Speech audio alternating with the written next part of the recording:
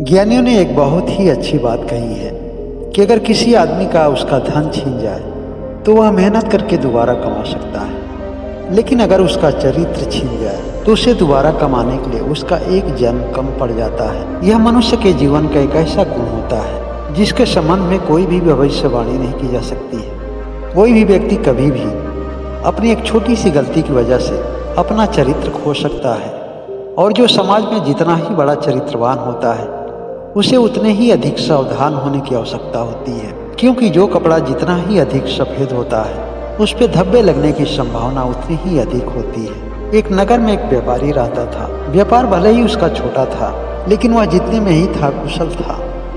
वह अपने कारोबार में जितने भी कर्मचारियों को रखा था वह बहुत सीधे सरल और सहज लोग थे। यही वजह था कि वह कुछ बीते हुए वर्षों में उसने अपने व्यवसाय में बहुत तरक्की किया।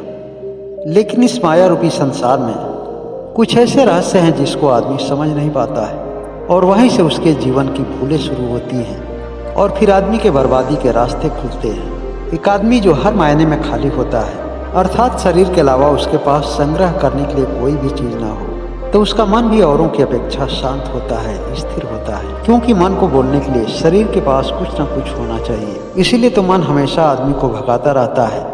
वह दुनिया की ढेर सारी वस्तुओं को एकत्र करने के लिए प्रेरणा देता है, आदमी को नई नई योजनाएं देता है, और अधिकतर मनुष्य भी तो यही समझते हैं कि वह दुनिया में कुछ करने के लिए आया है। हर आदमी एक दूसरे को परास्त करके सम्राट बनना चाहता है। उसे तो इस बात का भी बोध नहीं रह जाता है कि वह जिस मार्ग पर दौड़ रहा है उसके अगल बगल बहुत सारे अनैतिक रास्ते भी खुले होते हैं, जिसे वह बेसब्री से उसका इंतजार करते हैं। लोगों का कथन है कि धन बढ़े तो बढ़े, मन कभी नहीं बढ़ना चाहिए। लेकिन ऐसा होना भला संभव कैसे है? क्योंकि धन को बढ़ाने में तो मन का ही स्वार्थ होता है। सारी भूमिका मन की ही होती है, क्योंकि सांसारिक विकृतियों में ही मन को मजा आता है, और मन के इस खेल को व्यापारी नहीं समझ पाया।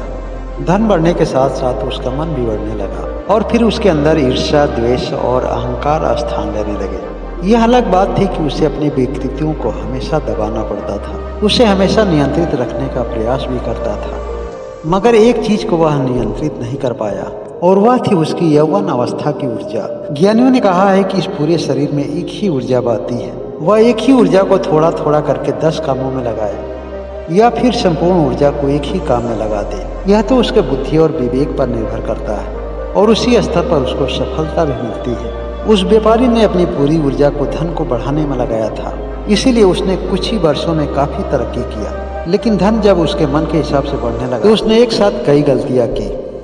पहली गलती उसके चरित्र को प्रभावित की, और दूसरी गलती में अहंकार और ईर्ष्या की वजह से, लोभ और लालच की वजह से उसके अपने कर्मचारियों से मतभेद हुआ, और उसके सभी विश्वसनीय कर्मचारी उसके व्यवसाय से दूर हो गए। आपने सुना होगा कि जिस राज्य का राजा पथभ्रष्ट हो जाता है तो उस समय राज्य की स्थिति दयनीय हो जाती है, और जिस कंपनी का मालिक पथभ्रष्ट हो जाता है शीघ्र ही वह कंपनी दिवालिया हो जाती है। लेकिन दीवाने मालिक को अपनी डूबती हुई कंपनी नजर नहीं आती है, और ऐसा ही कुछ हुआ उस व्यापारी के साथ। जिस तरक्की को पाने में उसे कुछ ही वर्ष लगे थे, उसे गंवाने में कुछ ही समय लगे। यह कहानी हमें सीख देती है, एक व्यापारी आदमी के लिए व्यापार उसके प्राण के समान होता है। जिस तरह के शरीर को चलाने के लिए सांसों की आवश्यकता होती है, उसी तरह व्यापार को चलाने के लिए दृढ़ संकल्प और लगन की आवश्यकता होती है, जिसे विचलित करने के लिए कोई भी पर्याप्त कारण नहीं हो सकता है। सफलता के लिए यह सबसे ज़्यादा जरूरी है कि किसी भी परिस्थिति में अपने चरित्र को बचा के रखना चाहिए, क्योंकि चरित्र की वजह से ही लोग महान बनते हैं। चरित्र की वजह से लोग संसार में लोकप्रिय होते हैं, और चरित्र की वजह से ही लोग पूजे भी जाते हैं। चरित्र ही तो था जो एक को पुरुषोत्तम राम बनाया और एक को रावण के नाम से दुनिया में मशहूर किया। लोगों के जीवन में चरित्र का एक बहुत ही अलग महत्व होता है। चरित्र के बिना सही जीवन की कल्पना नहीं की जा सकती है, और एक अच्छा चरित्र केवल इंसान नहीं बल्कि हमारे पूरे समाज की नींव होती है। एक नगर में एक नौजवान रहता था जिसका नाम श्याम था। उसके माता पिता तो गुजर चुके थे, लेकिन उसके साथ एक बड़ा भाई भी रहता था जिसका नाम राम था। श्याम जब बहुत छोटा था तभी उसके माता पिता गुजर चुके थे, इसलिए राम को ही माता पिता की भूमिका निभानी पड़ी, और श्याम भी भाई को भाई जैसे नहीं अपने पिता तुल्य समझता था। राम ने मेहनत की बदौलत एक रईस आदमी बना ताकि वह श्याम को दुनिया की सभी सुख सुविधा को दे सके। श्याम ने अपने बड़े भाई का सपना पूरा करने के लिए बहुत मेहनत करता था, लेकिन श्याम यौवन की जिस अवस्था से गुजर रहा था, परिस्थितियां ने उसकी परीक्षा लेने लगी।